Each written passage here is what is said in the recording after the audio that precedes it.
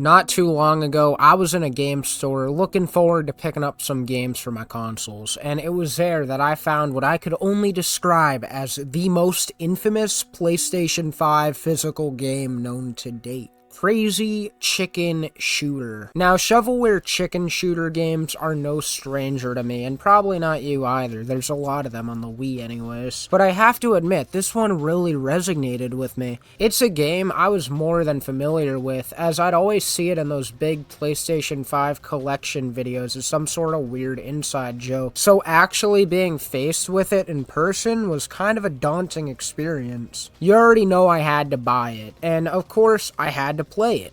And all I have to say for my many impressions of this game is that it's really weird. It's got these early 2000s stock sound effects, these very pudgy and outdated renders of chickens, geese, and even frogs. And as you guessed, the game itself is just your basic chicken shooter game. You shoot chickens for a high score and that's pretty much it. It's very basic. However, this isn't just one game, it's also two. As you probably noticed from the box art, I only went over Crazy Chicken Shooter Remake, not Crazy Chicken Shooter Wanted, which is pretty much the same game, just Wild West themed. As you could tell, there's really nothing to say about this game other than what I've already said, which is why this video is really only gonna be like 1 minute long, is what I would say, if not for the fact that this is not just some PlayStation 5 shovelware, but a foreign phenomenon with a somewhat bizarre history that I really want to go over. And now's a better time than ever, as today's Thanksgiving. This isn't your everyday history lesson, as this is one that contains a lot of alcohol, arrests, and of course, pure shovelware. This is a series that spans game after game on consoles you'd least expect it on.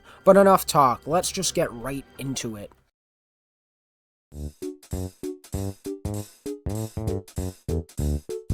Now, the first thing I want to get out of the way is that Crazy Chicken Shooter is not the original name of this series. That's just its basic-ass American name. In Germany, where this game originates, this series is more so known as Moorhuhn. I really hope I said that right. I don't want another Caparezza situation. This song was made by an Italian artist called Caparezza.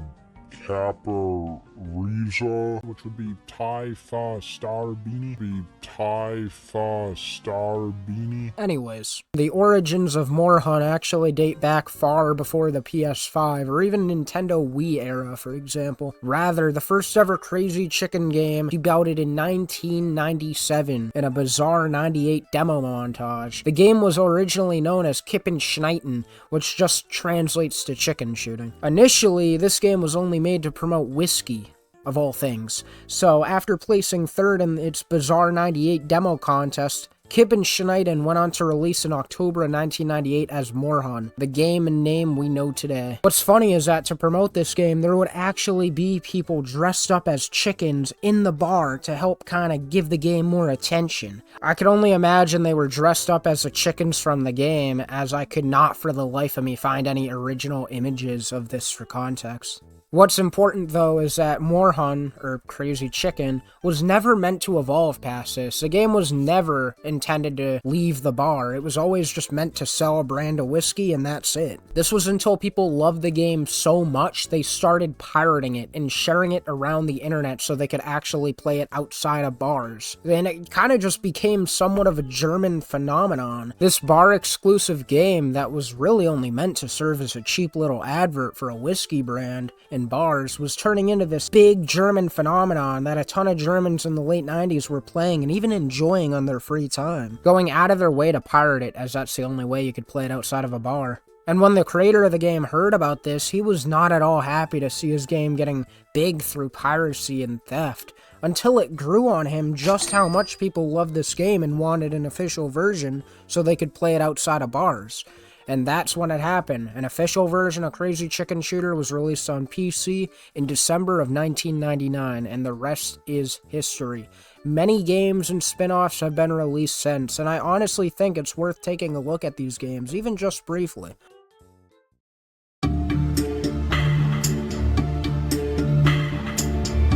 Following the pretty big foreign success of Crazy Chicken, or just Moorhuhn, it's no secret that the series got sequel after sequel. Just a ton of these Crazy Chicken shooter games came out. I'm not gonna go over them in depth or anything, because I feel like they're all kind of the same thing, but with some asset flips and maybe better sound quality. But even aside from the shooting games, we got some kart racers akin to something like Mario Kart, we got 2D platformers, and most notably, after all this, we actually got a fully 3D platformer called Crazy Chicken Tales, which released on the Wii in 2009. And honestly, I find it absolutely insane that this bar-exclusive minigame turned into a series big enough to warrant for a fully 3D platformer. I mean, sure, the game's quality is not that great. It's kind of like a really bad Crash Bandicoot ripoff, and the same goes for the Mario Kart clones that this series has. I know it may not be much, but seeing this series grow from a bar-exclusive minigame to having a full-on 3D platformer is kind of surreal and really cool, even if 90% of the games are like really bad. Though behind the scenes, things weren't nearly as bright. You could even say shit was crazy.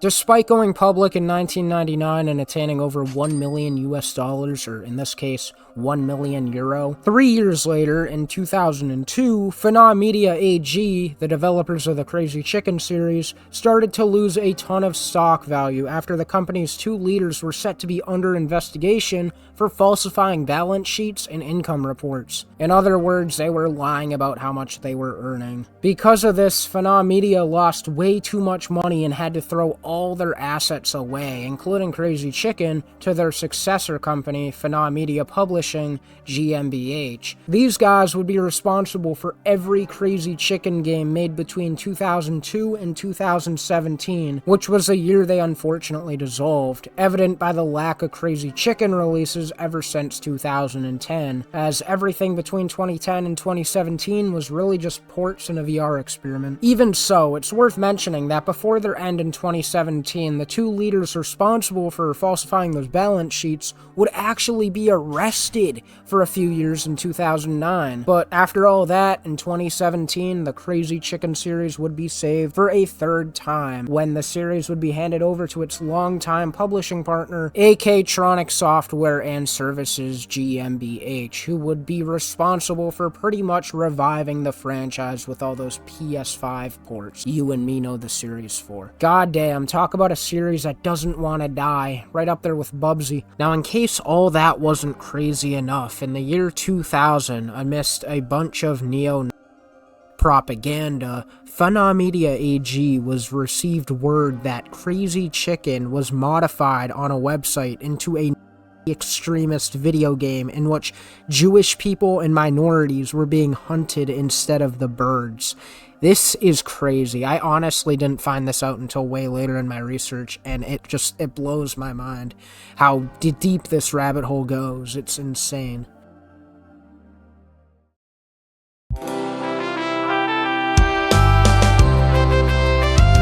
Right now, today, in the big year, 2024, which is soon coming to an end, the Crazy Chicken series is still alive and well. You could even say it's still active. The franchise is still getting ports to PS5 to this day. Something I also didn't mention is that, you remember that PS5 game we all know about by now?